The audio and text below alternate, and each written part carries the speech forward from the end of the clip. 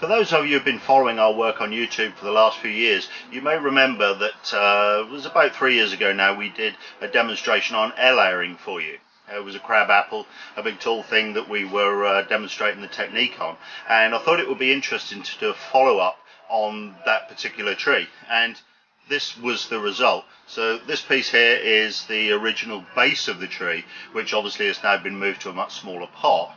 And this was the subject of the demonstration, which was an air layer. So this particular piece was originally attached at the top to this one where you see the cut. It took about 6 months for it to root, and at that time it was removed and put into this pot.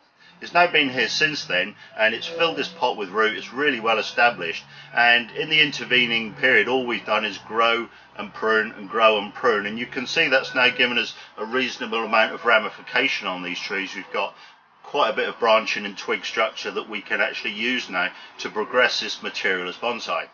The branch structure that we have here is of a thickness that it will take very easily with wiring, and it will bend, and we can get some nice shapes. And so I thought it would be interesting to see how this material is going to progress.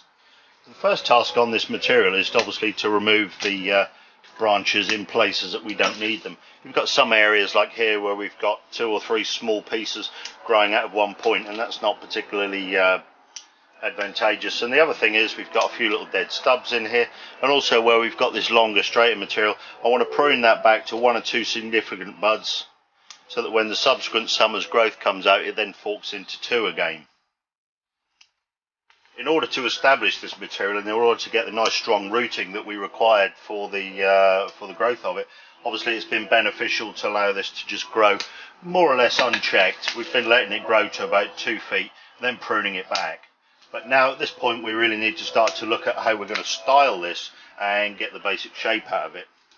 And so what we're looking for is obviously pruning away the longer material and then getting it back to the shorter forks, which we can then put into position to start to build the structure of this tree. And then obviously once that's done, we're going to be looking at some carving to get rid of this stump, maybe remove some wood from here, get a nice hollow in it. So what we need to do with this trunk, because it's dead straight and it's the same diameter along its full length, we need to remove some wood from up here and perhaps lower down under here to start to get some taper into this, so it'll look much more impressive when it's finished.